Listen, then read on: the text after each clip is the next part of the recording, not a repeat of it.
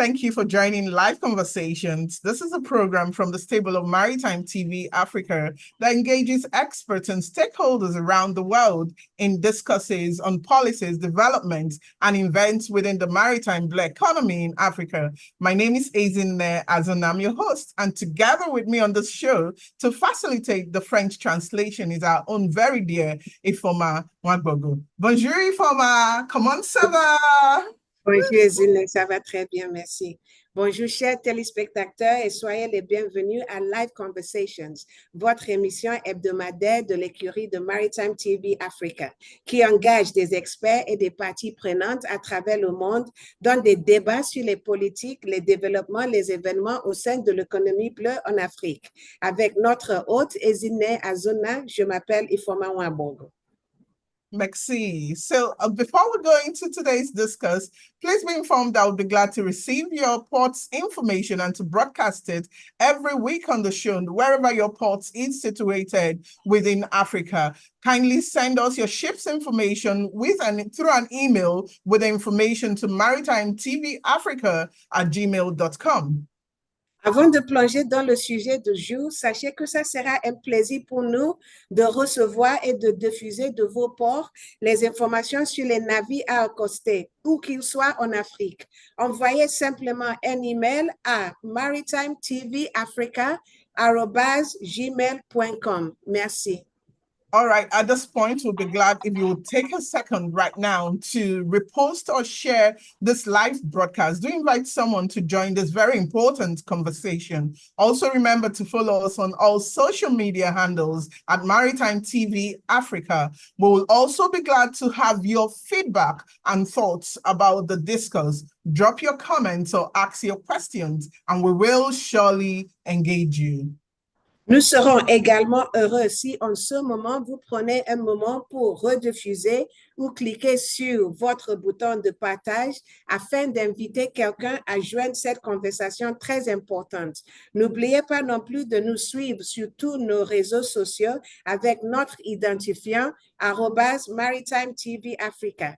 Finalement, vos retours et questions seront les bienvenus. Veuillez les signaler dans la section discussion. Merci. All right. So Africa has long been described as sea blind. The African Union says most African countries in the Western Central Africa, especially, are sea blind and that they abandon their maritime domain. Today's live conversations will focus on ocean literacy in West Africa, and Mr. Akanbi Williams is our own guest. Williams is a director of the International Ocean Institute Nigerian Center, which covers the West African sub-region. Since 2021, he's overseen the activities of IOI within the entire West African sub-region. He's a marine biologist with over 30 years experience with specialization in marine capture fisheries, benthic, ecology, taxonomy, and biodiversity. He is also a specialist in marine mammal observation. IOI currently runs an ocean academy amongst other advocacy programs to help in the eradication of sea blindness, engaging communities, empowering women and youths within the sub-region, to mention a few. Please join me as I welcome to the show our own very Mr. Akanbi Williams. It's so good to have you on the show today, sir. Thank you for joining us, and good morning. L'Afrique a longtemps été décrite comme une région aveugle. L'Union africaine affirme que la plupart des pays d'Afrique de l'Ouest et centrale sont aveugles à la mer et ont carrément abandonné leur domaine maritime. Cet épisode de Live Conversation va se concentrer sur l'alphabétisation océanique en Afrique de l'Ouest. Et M. Akanbi Williams est notre invité pour en parler. M. Williams est le directeur de l'Institut international de l'océan Centre nigérien. Depuis 2021, il supervise les activités de l'Institut dans toute la région de l'Afrique de l'Ouest. Il est biologiste marin avec plus de 30 ans d'expérience. Il spécialise en pêcherie de capture marine, benthic, écologie, taxonomie et biodiversité et observation de mammifères marins. L'Institut de l'océan gère actuellement une académie de l'océan et est impliqué dans d'autres activités d'aide sociale, entre autres. Engager les communautés et autonomiser les femmes et les jeunes dans la sous-région, pour ne citer que cela. Veuillez vous joindre à moi pour souhaiter la bienvenue à Mr Akanbi Williams sur ce plateau. Monsieur, nous sommes heureux de vous voir ici. Bonjour et soyez le bienvenu. Bonjour, Mr. Williams. Good morning again. Good morning, everyone. Thank you for the opportunity given me to be here to talk about ocean. Increasing ocean knowledge for understanding and then for management of the common heritage of mankind. It's a very important that it's a pleasure. Thank you very much. Thank you. Bonjour tout le monde et merci pour l'occasion de m'avoir parmi vous pour parler de l'océan, augmenter la connaissance et afin de pouvoir gérer notre monde. Merci. All right, so let's just begin by asking our very first question, which for me is like unlearning or relearning, because Mr. Williams, we were once told that there are different oceans in the world, you know, the Pacific Ocean, the Indian Ocean, the Atlantic Ocean. These days, the new knowledge is that there is just one ocean. How come? Did all the ocean get into one pool suddenly? So could you first clarify this development? How is it that today we have just one ocean as against the 6 or thereabouts we're told we had growing up? Bon, commençons dès le début. Je veux un éclaircissement et je veux savoir s'il y a plusieurs océans ou un seul océan.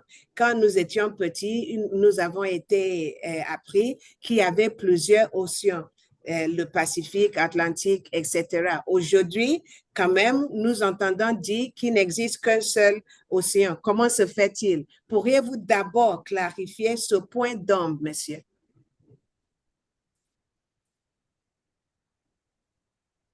Okay. Thank you very much for that question. The initial idea of what we were taught before was that we have 5 oceans. And this gives a concept as if there are 5 different oceans that are maybe not interconnected. But with our best available knowledge, we now know that there's one single ocean that are connected together all over the world. And that is why the concept of circumnavigation, that is somebody traveling around the world, comes to play. So the oceans, the ocean is one, it is no more oceans, but this ocean now, a single ocean, is now separated into ocean basins. These were the ones we called the oceans before. So starting from the biggest to the smallest, you have the Pacific Ocean Basin, you have the Atlantic Ocean Basin, you have the Indian Ocean Basin, you have the Antarctica Ocean Basin, and then the Arctic Ocean Basin. Although these basins have peculiar physical, chemical, and biological characteristics, but they are interconnected, and the fluxes and activities going on are the things that is making the Earth to be stable till today. Thank you. Merci. Oui, effectivement, entre-temps, moi aussi, quand j'étais petit, c'est ce que j'avais été appris, qu'il y avait plusieurs océans. Mais il faut dire que grâce à la diffusion d'informations correctes, maintenant, nous savons qu'il y a désormais un seul océan. Cet océan entoure toute la Terre et grâce à ce qu'on appelle la circumnavigation, nous pouvons voyager autour du monde sans arrêter parce que les océans sont interconnectés. Ce que nous avons cru ayant été les océans avant sont des bassines océaniques. Donc, commençons par le plus grand au plus petit. Nous avons le bassin pacifique, océanique pacifique, atlantique, indien, antarctique et arctique. Mais ils sont tous interconnectés. Chacun de ces bassins ont son propres caractéristiques en termes physiques, chimiques et biologiques, mais elles se combinent toutes pour nous donner la vie et c'est ça que nous connaissons par l'océan aujourd'hui. All right, thank you, sir. So how about ocean literacy? Let's come to the meat of this conversation. You know, the UN had said that ocean literacy is needed for us to have sustainable development and possibly eradicate sea blindness. What is ocean literacy actually, and why should Africa embrace it? Monsieur, les Nations Unies considèrent l'alphabétisation océanique comme un moyen de développement durable et de croître la connaissance. Qu'est-ce que l'alphabétisation océanique et pourquoi l'Afrique doit l'adopter?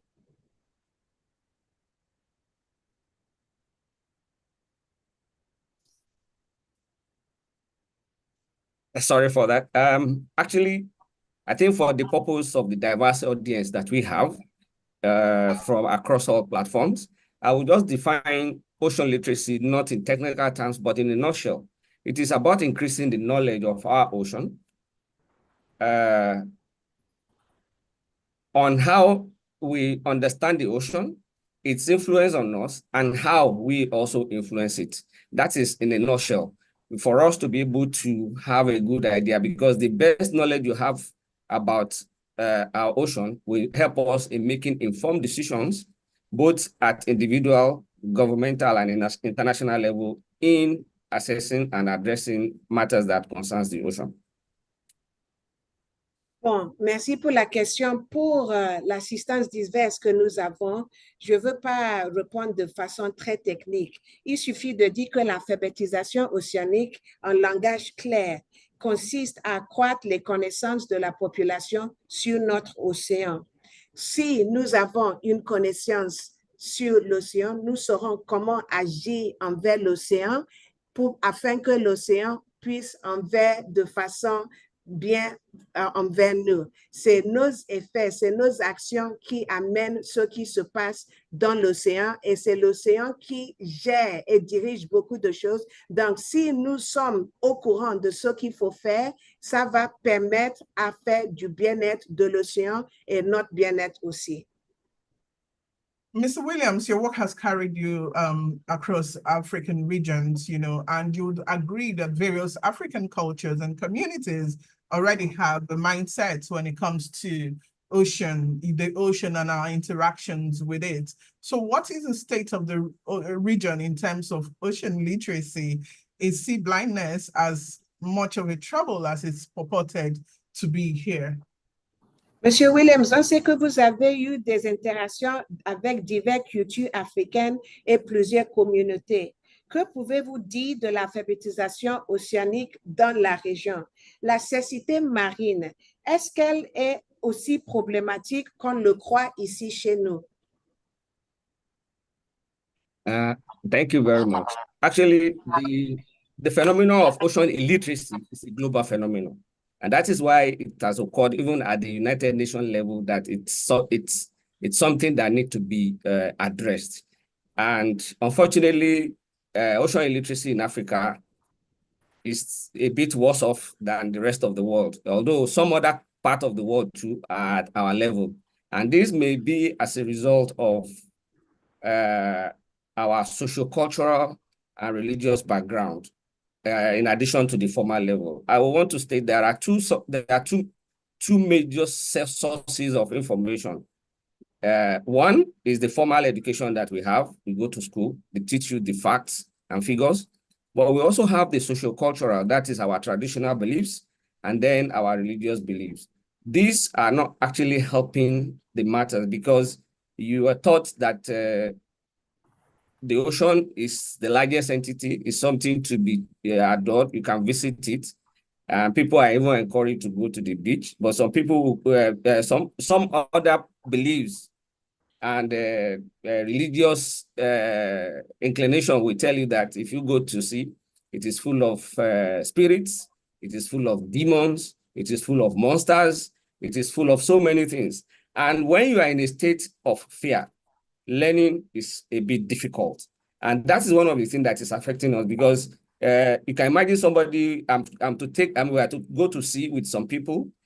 Let's say we want to go to sea, and the possibly previously on a Sunday, they have been told that if you go to sea, the sea will swallow you, the mammal water will affect you. These are some of the limiting beliefs and limiting factors that is affecting Africans. In some other climate where their formal sector is they are well informed and information well disseminated, that may not occur. And that's why you see a lot of the people in the developed world, they do all sorts of sports, they ski, they do surfing, diving and everything. But such here it's not that we cannot do it, but we need more information to disabuse our mind of most of the beliefs and information that we have before now.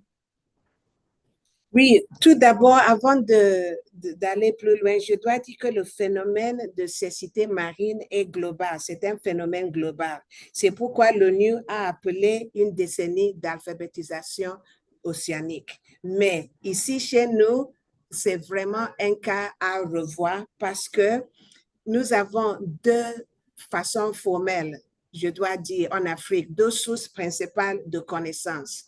Il y a la connaissance, nous avons la connaissance informelle, et ici de nos croyances culturelles, religieuses, etc. Et puis le système éducatif formel. Malheureusement, nous voyons que les deux souvent sont contradictoires. À l'école, on nous dit que l'océan est grand, c'est vaste, il faut y visiter, aller à la plage pour vous détendre et tout. Mais en Afrique, on va nous dire non, ça abrite des esprits, il y a des sirènes, genre, disons, les mami water, il y a des côtés qui sont mortels, il y a des côtés maudits, il y a les choses qui sont sur l'océan qui font peur. Donc, quand la peur est créée en nous, ça empêche les gens à aller vers l'océan, ça les empêche à bénéficier des bien-être et de tout ce que l'océan a donné. Donc, c'est pour cela que l'alphabétisation océanique est essentielle. Si nous comprenons mieux l'océan, nous allons pouvoir démystifier toutes ces superstitions et autres afin de en savoir plus pour notre bien-être et pour le bien de l'océan. Thank you for while you spoke, I was listening in to hear what word Mami Water will come with. And the name hasn't really changed. So back to you, Mr. Williams. From what you just said, you seem to be saying that our historic, superstitious, mythical beliefs limit us. It's limiting Africa's individual and collective awareness and relationship with the ocean. I would like you to delve further into it because it's not just, for example, the beach is not just a place where people go for recreation. It's also a praying ground. Does that in any way, a praying ground for some actually, but does that in any way inhibit on our collective awareness of the ocean? Those kind of... Merci pour la réponse. De votre réponse, j'ai cru comprendre que vraiment les superstitions et les mythes sont des barrières en fait pour que les gens aient une prise de conscience en ce qui concerne l'alphabétisation océanique. Est-ce que c'est vrai? Je veux que vous allez plus en profondeur dans cette question, parce que la plage c'est pas seulement là où on va pour se détendre. Je sais qu'il y a certains cultes, certains groupes religieux qui vont pour prier. Expliquez un peu plus de cela, s'il vous plaît. Thank you for the question. As I mentioned earlier, most of our beliefs or most of the knowledge we have of the ocean are deeply rooted in most of our cultures and religious beliefs. But there are now more information that's demystifying many of these beliefs. And it comes as a result of some of the information that have been gathered over the years. And we need to disseminate this information for people to be able to know that some of their beliefs may to them, it may be true because of the interpretation they give to it, but they understand it. Let's give an example. We mentioned beach. A lot of people are scared even going to the beach. Some, when they get to the beach, they don't want to touch the water because they have a fear. Some people are hydrophobic, we know, but those who even have the gut, they can't get near to the water because they have the belief that when you swim, the water comes and they wash you inside the water. Fine, there are so many processes that goes on in the ocean. As we know, the ocean is the largest entity on Earth, and it has a lot of physical, chemical, and biological processes that is going on. If you understand all these processes, physical, we are talking of the current, you're talking of the wind, we are talking of the wave. These are things, when you are able to understand all this in perspective, then you'll be able to to know how to behave and how to explore the sea. Understanding the ocean is very crucial. I also mentioned mammal water because some of the beliefs, people believe that there are mermaids.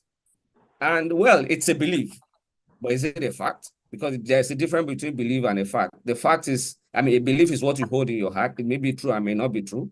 While a fact is what has been confirmed by 1, 2, 3 of many people. Therefore, what are the facts that are available to us? The available fact that's available to us for now is that there's no known animal that is a mermaid. While people may believe that it may exist, I'm also looking for it as a scientist. Everybody is looking for it because if I'm able to, if you, even as an individual, discover a mermaid, your name will go down in history. So I will not say that it may not exist. Let's assume that something that is yet to be seen. Right. But I believe that for their best available fact, it's not there. Merci. Oui, comme j'avais dit auparavant, il y a les croyances que nous avons en tant que des Africains qui vont contre des faits scientifiques, les faits fondés sur des preuves factuelles. Il y a des croyances, mais est-ce que ce sont des faits factuels? Prenons par exemple ce que nous avons dit de les sirènes, soi-disant les mami water. Je ne pense pas, de ce que je sache, il n'y a aucun animal connu qui soit une sirène mami water. Moi, en tant que scientiste, j'aimerais bien trouver cet animal. Mais pour le moment, de façon factuelle, il n'y a pas de preuve que cela existe. Prenons l'océan, par exemple. Si vous allez là-bas, les effets que l'océan a, les bénéfices, elle est hautement conductrice, elle est salée, donc elle vous enlève les énergies négatives, vous êtes chargé de façon électrique quand vous êtes là, vous respirez de l'air fraîche. Il y a tellement de bénéfices que nous avons, mais les gens ont peur d'y aller parce qu'on leur dit que si vous rentrez, certainement il y a les gens qui ils ont la phobie de l'eau, mais ceux qui ont le courage d'y aller, ils ne veulent pas rentrer dans l'eau parce que la croyance leur a dit, si vous rentrez dans l'eau, vous allez être envahi, l'eau est maudite, l'eau a un aspect spirituel. Donc, c'est pour cela que la décennie sur les sciences qui est en concordance avec l'alphabétisation océanique est très important. Il faut que nous démystifions ces faits qui nous avaient été appris de par la culture, de par l'histoire et savoir au fait ce que c'est que l'océan et c'est quoi ses bénéfices. Thank you very much, Ifoma. Mr. Williams, I'll just ask you to quickly also speak to what policy expectations, we have from government in terms of ocean literacy. The UN had declared ocean science and sustainable development for 2021 to 2030. Also, the UNESCO has asked that primary schools, secondary schools, pre-primary schools, even tertiary institutions begin to have ocean literacy as part of their curriculum. Because we're just talking about, we're talking about it in a very light point. How about things like the sea turtles? So let's just talk about what the policy expectations are for government and why they must embrace it. Je veux demander en quoi est-ce que cela est important pour nous, les politiques, les atteintes politiques du gouvernement et que doivent faire les autres parties prenantes. Nous avons eu que l'UNESCO a déclaré, les Nations Unies a déclaré l'alphabétisation océanique pour une décennie de cela. L'UNESCO aussi a estimé que l'alphabétisation océanique doit faire partie du programme scolaire de l'école maternelle jusqu'au supérieur. Donc, parlons-nous un peu des choses sur ce point-là. Quelles sont les attentes du côté politique et gouvernement qu'on doit attendre et comment on peut avoir, est-ce que les cours scolaires, on a ça dans le programme? Thank you very much. As I mentioned earlier, the UN has recognized that ocean illiteracy is a problem, and that is why they supported and they created the ocean literacy, or as part of the activity output. And in order to put some muscles and then to put an action into it with an expected result, then you have the UN Ocean Decade for Science for Sustainable Development, which is between 2021 and 2030. Within this period, so many activities are supposed to be carried out. And among one of the output is that people must be well informed and people must be able to take action in order to sustain the ocean. And in Africa also under UNESCO has come out with we call it Ocean Decade Roadmap, where one of the main mantra or the slogan is that we should develop the science that we have for the ocean that we want. So by the end of 2030, we should be able to have harnessed the information or sciences that were available and the current sciences that are there and develop it in order to be able to give adequate information, demystifying most of the beliefs and traditional cultures that were not in that were in contract, that are not or that are in contrast with some of the sustainable development goals. So these are what we are to do. Now, under the UN scope, there are, in order to disseminate this information very well, we have 7 of them. Maybe I don't need to go into that because of time, but some of the policy expectation, particularly for the policymakers, include implementation of sustainable fishery management, reducing pollution in our waters, strengthening ocean governance system, and then investing in research and monitoring. Because we mentioned that we are relying on the science we have for the ocean we want. Science is systematic accumulation of knowledge, where most of the information that are there are evidentially sourced, and then they are put forward in order to demystify some of the belief that comes out of intuition and out of prophecies. So that is part of what the UN has done, and the Ocean Decade is to lead us from, is to be able to put a time limit for the results, so that at least by 2030 we'll know where we are and what we have achieved. OK, merci. En somme, l'ONU reconnaît essentiellement qu'il y a un problème. C'est pour cela que ça a déclaré la décennie pour les sciences océaniques. La décennie pour les sciences océaniques, qu'est-ce que ça fait? Ça vise à accroître l'alphabétisation et la sensibilisation des gens sur l'océan.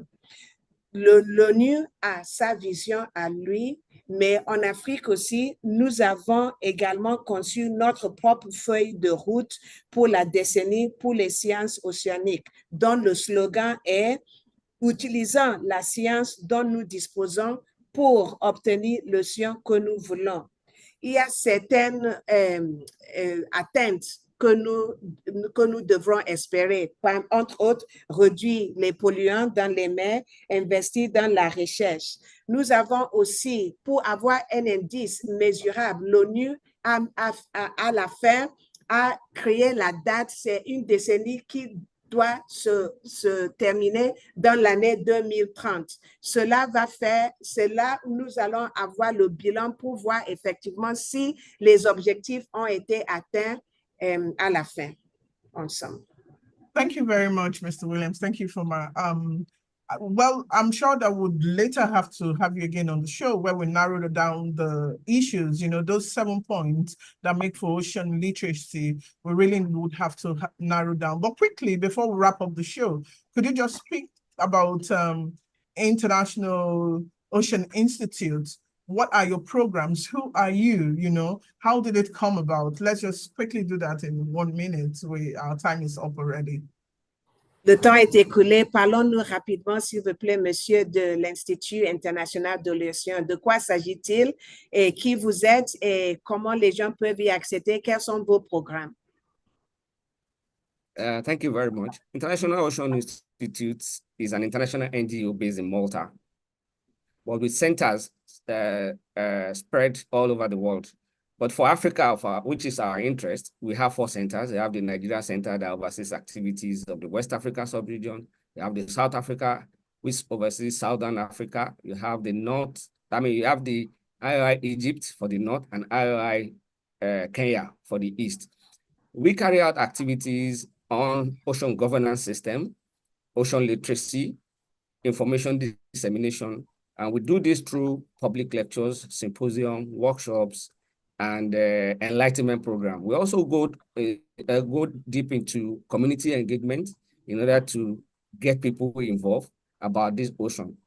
Just to mention, you mentioned that what are we doing in making sure that some of this goes into curriculum.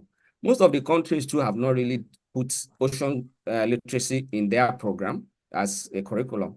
But part of what we are doing now is to sensitize both the ministries, the policymakers, in order to make sure that right from the childhood, right from the primary nursery school up to university level, this program is incorporated. And we have been doing that where we go to schools, we have adopted schools, we have excursion student that comes to oceanography, and we take the opportunity to educate them right from kindergarten to the university. And so some of the program that we have for this year particularly is we do have ocean literacy program which is the normal regular thing we do across age group and different level of stakeholders in the country. We also do ocean academic courses. This is born out of the advantage of the virtual training that we had that COVID-19 brought to us. And with this, we are able to reach a larger audience, particularly through the West Africa sub-region and then the rest of the world. They do participate. It's a certificate course that if you participate for 20 hours, you get a certificate for participation. And every year also, we also celebrate the World Ocean Day. It's a day marked by the United Nations to help to propagate and enlighten the public about the ocean. June 8th is a day, and we've been celebrating it since 2009 that it's been established. Thank you very much. Merci, Ezine, pour cette opportunité. L'Institut, c'est une grande organisation non gouvernementale qui a son siège en Malte. Et nous disposons de centres dans le monde entier, mais en ce qui concerne l'Afrique, nous avons 4 centres. Au Nigeria pour l'Afrique de l'Ouest et centrale, en Égypte pour l'Afrique du Nord, Kenya pour l'Est et en Afrique du Sud pour le Sud d'Afrique.